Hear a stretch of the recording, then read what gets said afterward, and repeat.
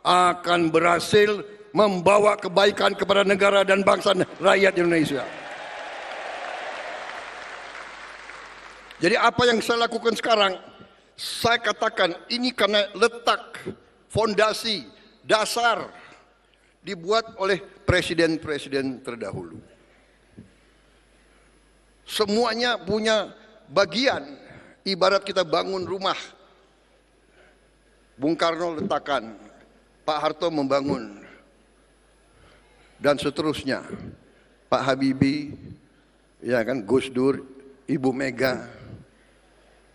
Saya akui Ibu Mega banyak keberhasilan dan jasa untuk Republik ini. Saya akui.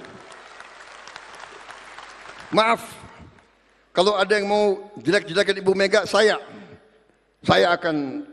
tidak suka menjelek-jelekan, karena saya juga mengerti apa yang beliau buat juga untuk Republik ini.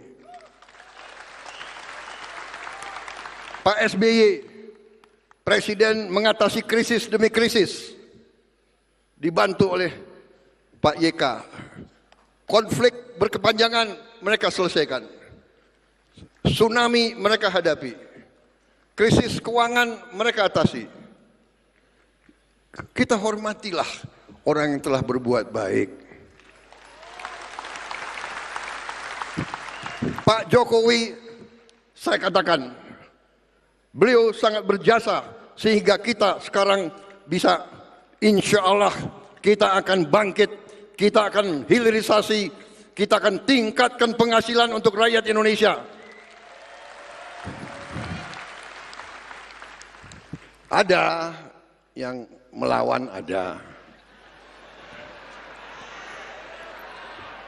Kalau kita yang mau bersihkan korupsi, dilawan, kira-kira yang melawan kita siapa? Hah? Yang lawan kita ya koruptor itu, yang maling-maling itu.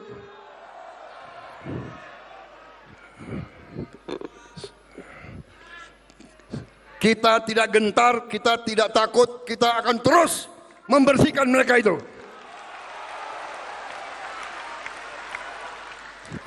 Saya katakan lebih baik kalian baik-baik, ya kan?